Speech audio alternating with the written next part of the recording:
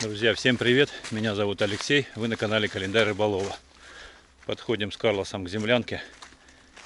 Сегодня будем продолжать заниматься ее трансформацией в глиночурку. Вот так я ее оставил со вчерашнего вечера. Разобрал одну стену и сделал тестовую кладку из разных растворов ледяных. Сегодня посмотрим, насколько он уже подсох. Но я думаю, что времени должно больше пройти, прежде чем он потрескается или не потрескается.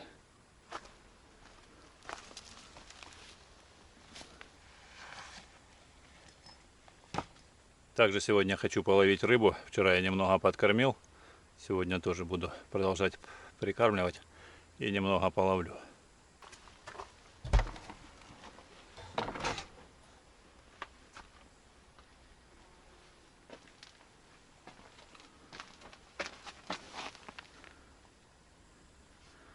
Да, еще совсем влажная. Важно, чтобы вот эти вот места наполнения были полностью заполнены, не проседали вниз.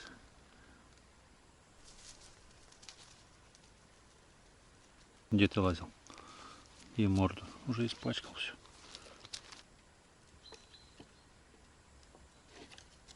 Ну что, начинаем утреннюю зарядку с моим любимым инструментом.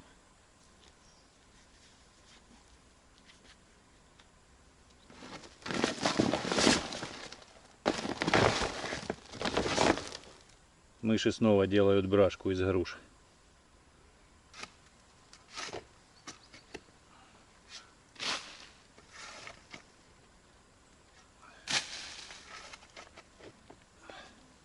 Пьянству бой.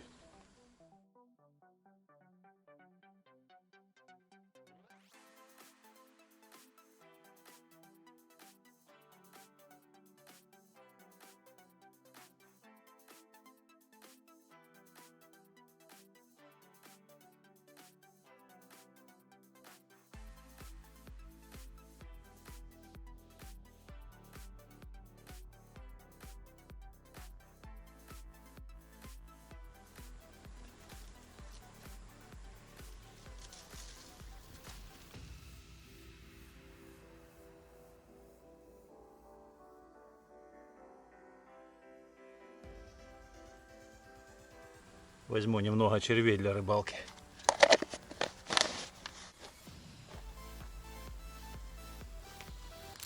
Копаю себе, копаю потихонечку.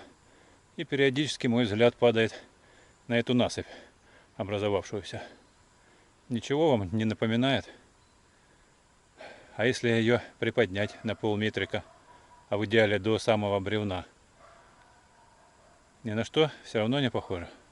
А мне очень даже похоже на дамбу небольшого прудика. Прямо такого домашнего во дворе. Это был бы высший пилотаж. Землянка, а вернее глиночурка, а рядом небольшой прудик с рыбой. Карлос там кого-то гоняет. На лодке кто-то проходил, и Карлос разгавкался. Ну что, немного размялся с лопатой, теперь со свежими силами можно идти смело тягать крупную рыбу. Делаю сейчас прикормку. Принес с собой старую, уже давно лежала в холодильнике кукуруза, уже закисшая, даже плесенью покрылась. Посмотрим, будет ли на нее клевать. Ну и сделаю фидерную снасть, немного посижу на берегу. Погодка замечательная, ветра нет. Посижу, позагораю. Карлос, пойдем на рыбалку. Развалился. Пошли.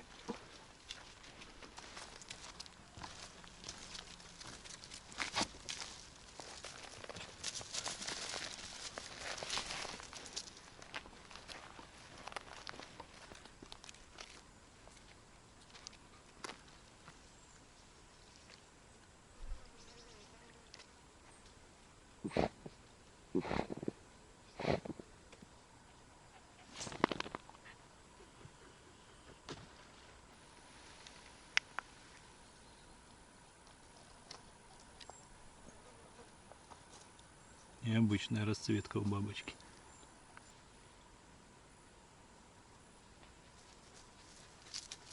Карлос, ты аккуратнее. Я думал, медведь по кустам ползет.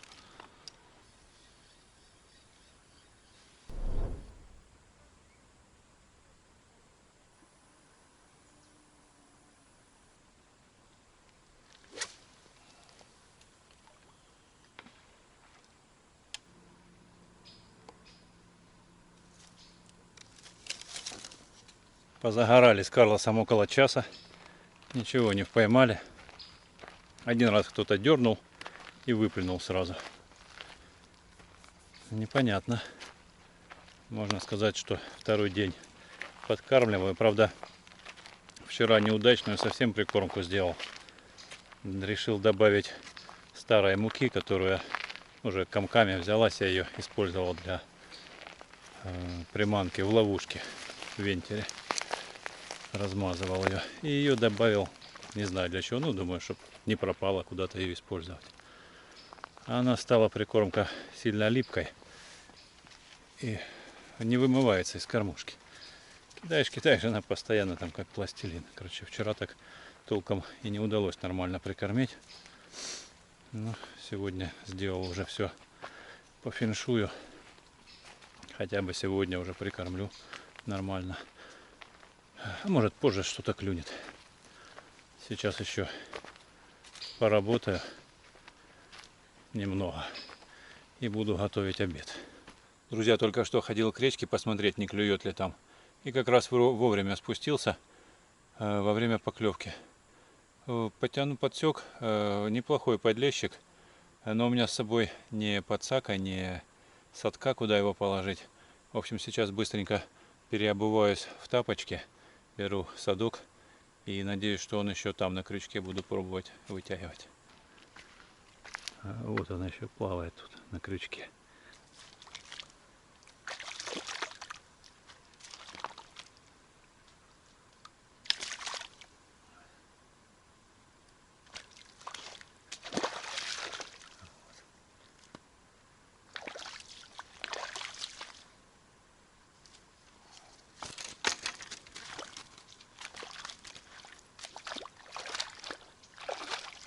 Ну вот, почин есть.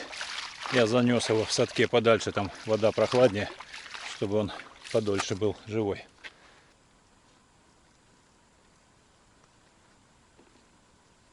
Ты опять увалился загорать? Пойдем работать. Пойдем. Забросил еще раз.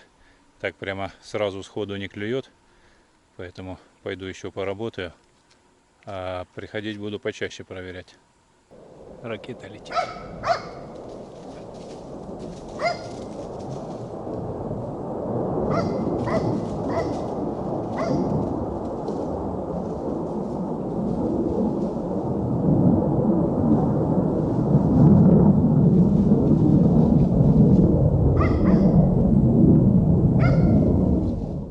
Собаки уже гавкают постоянно, когда или самолет, или ракета.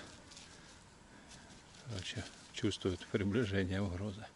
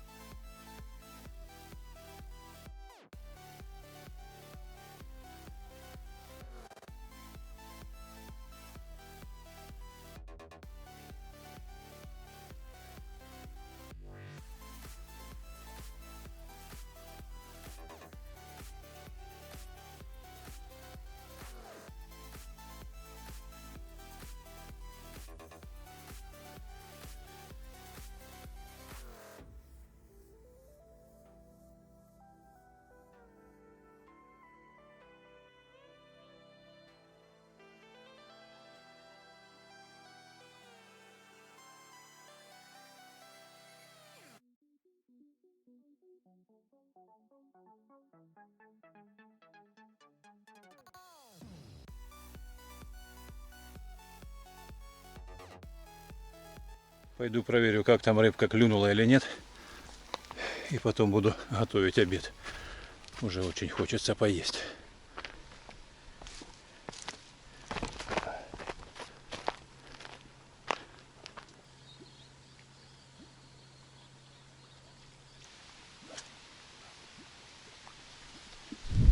На этот раз ничего не попалось, но крючок был пустой, поэтому еще есть надежда на трофейного ляща.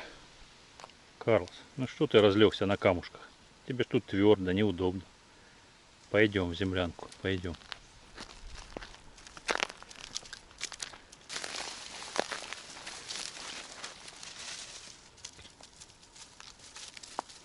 Все-таки ловлю я совсем неправильно. В фидерной ловле нужно постоянно наблюдать за квивертипом, за кончиком удилища. А так оставлять надолго — это совсем не то. В следующий раз нужно лучше взять пружины кормушки. Там можно оставлять без присмотра и просто повесить колокольчик, если услышишь, бежать вытягивать. Только что подходил к своей экспериментальной кладке, там где тестирую растворы. В общем-то все они еще влажные, и ни один из них пока трещин никаких не дал. Надеюсь, что дальше также будет продолжаться. Но мне так показалось, что тот раствор, который с древесной золой, он что ли более эластичный такой. В общем, наберу золы побольше и пусть будет. С углем. Надо, наверное, чистую золу. Зола почему-то получилась с углем. Вроде там ее большой слой, можно брать да брать.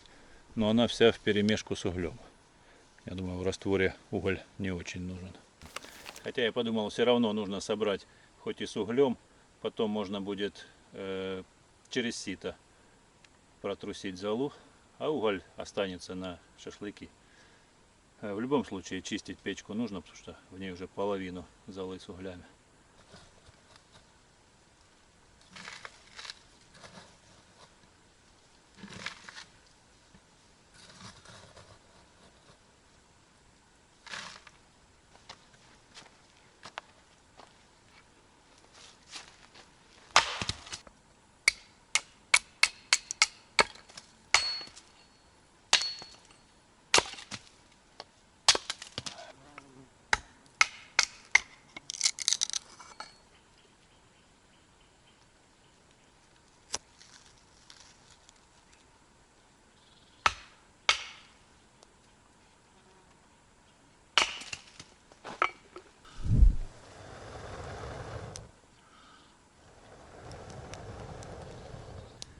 А вот и мой вчерашний обед. Вчера мне удалось раздобыть кукурузку, поэтому я пообедал ей. А вот на сегодня можно будет пожарить яичницу с помидорами. Ну и с другими овощами. С лучком, с перчиком, с чесночком. Сегодня, кстати, тоже проходил я недалеко от распродажи. Снова взял не задорого пару штучек. Но это оставлю на завтра. И рыбка сегодня поймалась на кукурузу. Поэтому можно будет попробовать ее сварить и на нее половить. Так как та кукуруза у меня уже в прикормке может скоро совсем испортиться. Она и так была кислая. А вот яйца, кстати, при температуре до 20 градусов Цельсия хранятся около месяца. По-моему, там 25 суток. Это, конечно, хорошо можно брать в походы на довольно продолжительный срок. Но это если быть уверенным, что они только вылупились. Ну, в смысле, из курицы. Вот. Так-то мы не знаем, сколько времени они уже пролежали у продавца или на полках магазинных. Поэтому тоже такой себе лотерея. Отравиться, не отравиться. Но я стараюсь брать у проверенных продавцов, так что у меня такой проблемы нет. Там яйца на расхват, они никогда не залеживаются, люди разбирают постоянно участников.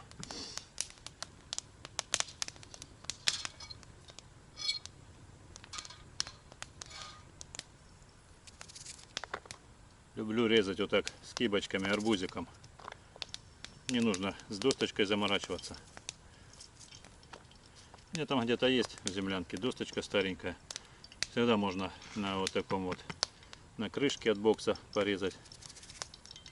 Вот. Но мне просто так больше нравится. Так лук более, как сказать, ну не пригорает быстро. Такой получается как бы снаружи поджаренный, внутри сочный.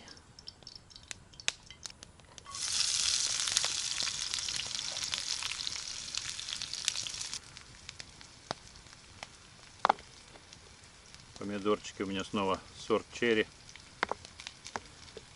Я уже думаю, может быть, я их неправильно выращиваю, что они у меня такие маленькие вырастают. Причем рассада каким-то образом самостоятельно вырастает в горшках с цветами. Мама там иногда может прямо в горшок положить семечку. Так это уже который год происходит. Я-то уже точно не сыпал в последние годы. Они все продолжают и продолжают прорастать.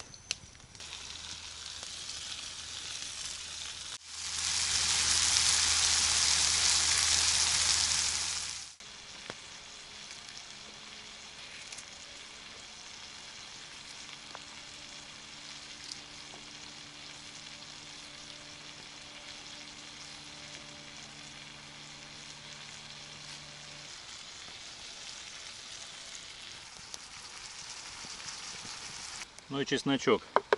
Почищу, наверное, весь. Я, в принципе, люблю чеснок, но, возможно, не в таких количествах.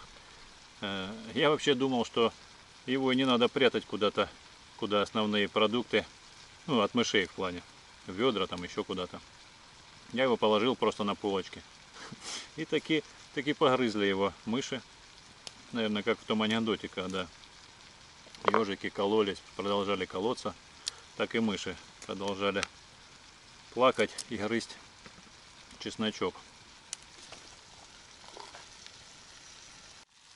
Теперь нужно дать поджарочке немного потомиться, чтобы все вкусы объединились, и тогда уже вбивать яйца.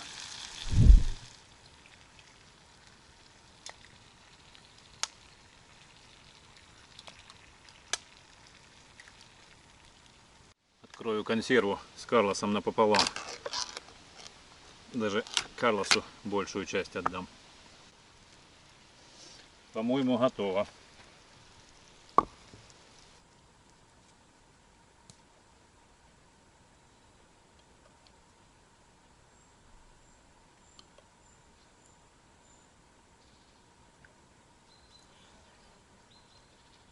Да, любая еда становится неимоверно вкусной, если она приготовлена на природе. А самое главное, если вы ее употребляете реже, не так часто, как обычно. В общем, лучшая приправа — это голод. Так что всем приятного аппетита, кто кушает вместе со мной. Ну а я буду обедать. Твоя доля.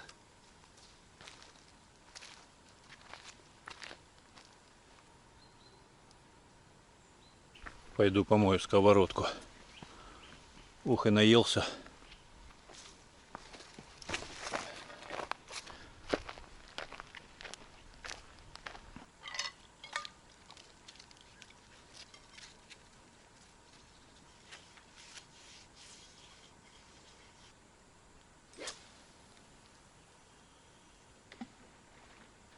Пожалуй, пойду я переоденусь в тапочки и после обеда посижу половлю.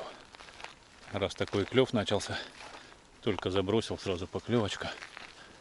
Да и на кукурузу, в общем-то, откровенно маленькая рыба клевать не будет.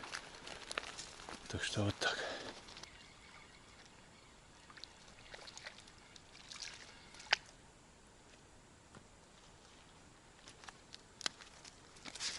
Такая плотвичка вполне себе приятная. Опа. Да стой. Пойду отнесу в садок.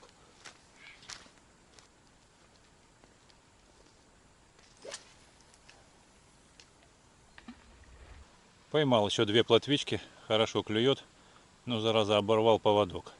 Вроде и тащил, не крупная рыбка была, но куда-то завела или в корягу, или в траву, и оборвал крючок. Перевязывать уже сегодня не буду, потому что уже время давно после обеда, некогда ловить. Конечно, не нравится мне так, когда то ли рыбалка, то ли не рыбалка. Если на рыбалку, так я привык, что с рассветом вышел и до вечера отрыбачил. Вот это рыбалка настоящая. А так бегать можно, конечно, если так чисто для пропитания или коту нужно наловить. Что-то забросить, то какую-то самоловку, типа пружину там. А на фидер надо постоянно наблюдать за удочкой.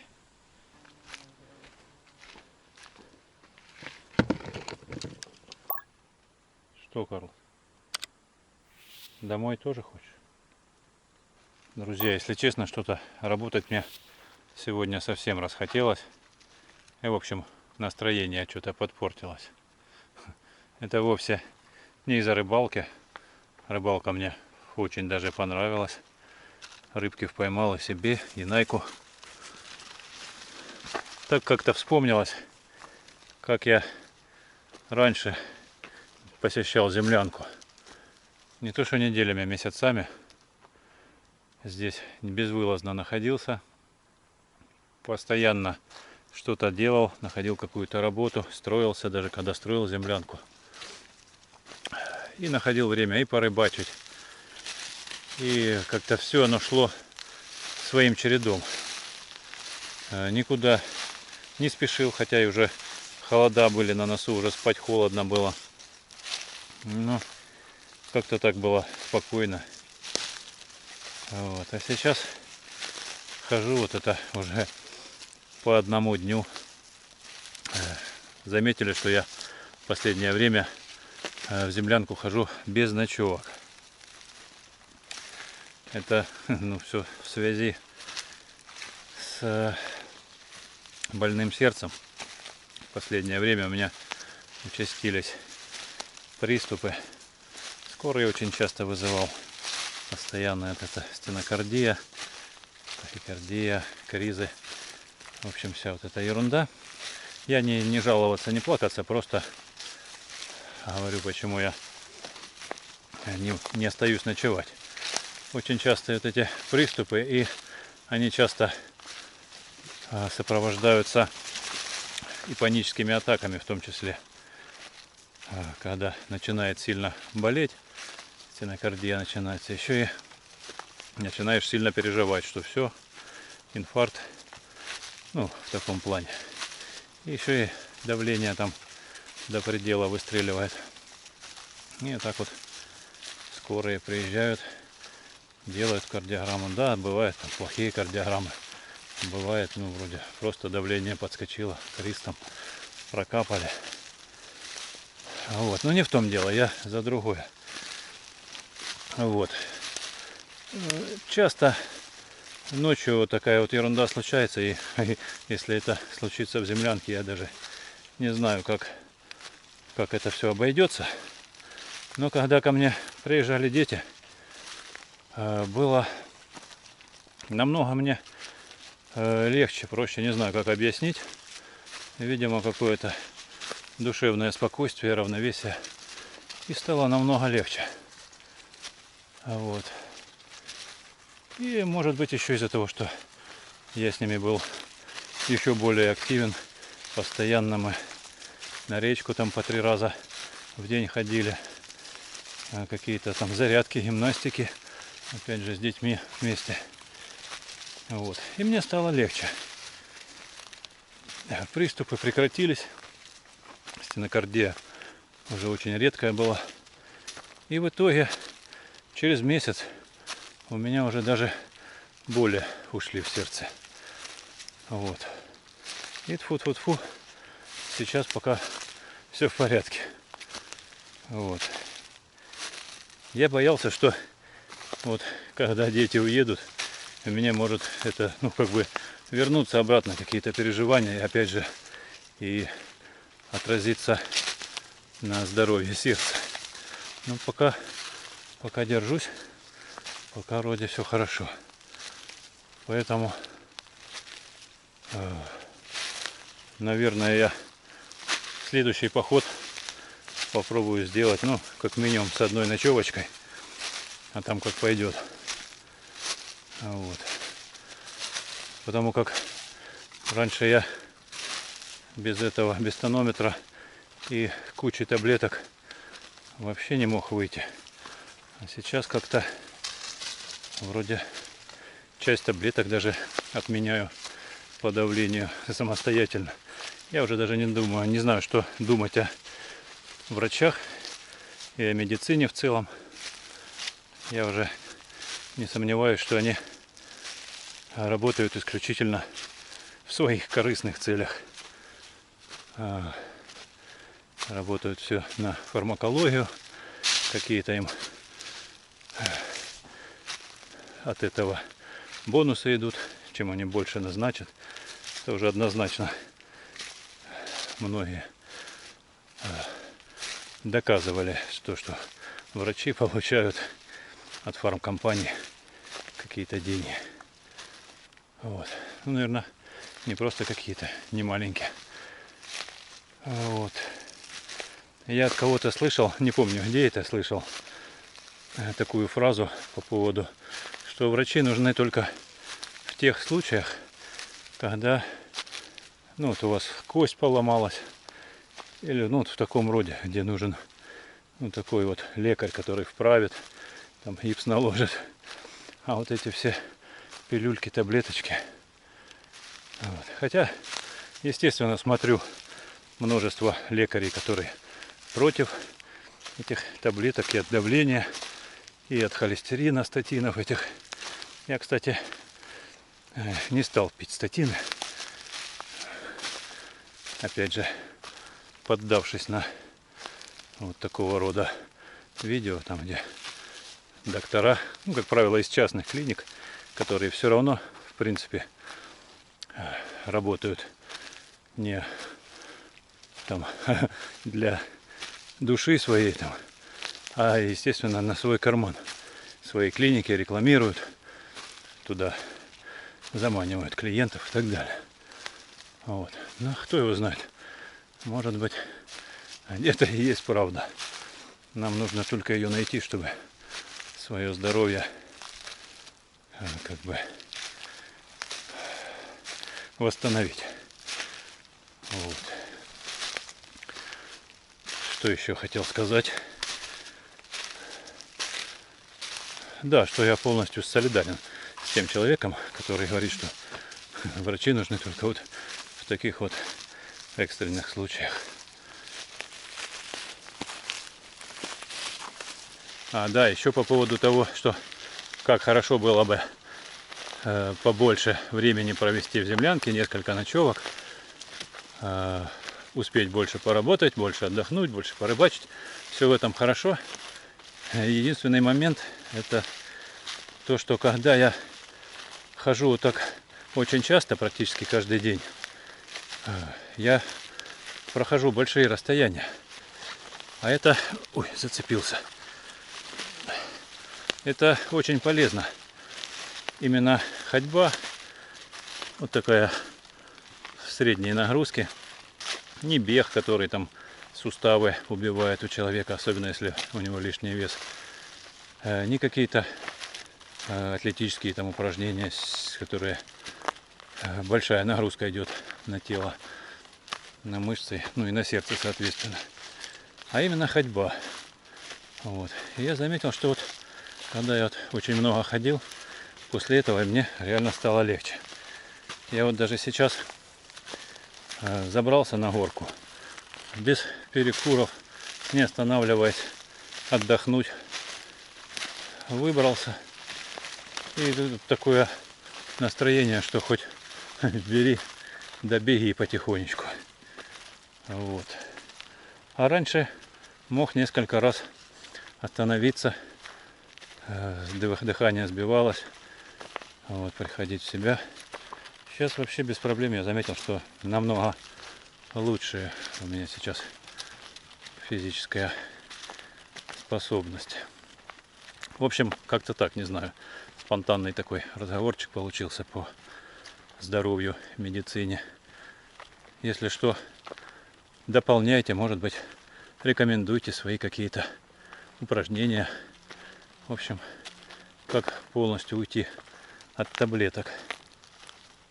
Я все-таки когда-никогда, но приходится там половинку, четвертинку пить там через 2 дня, через 3, ну, чтобы все-таки придерживать давление в норме.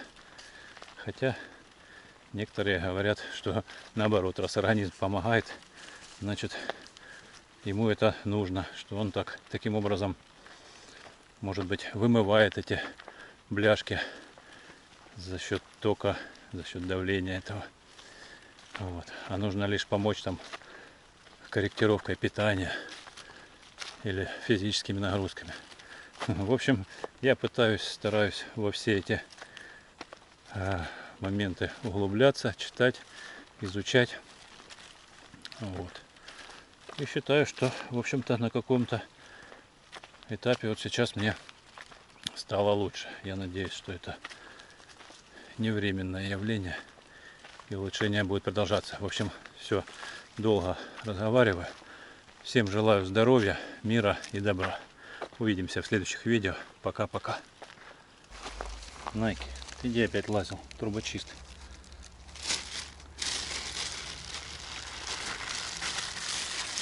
На, аптечку. Вот сначала поблагодарит, а потом уже начинает есть.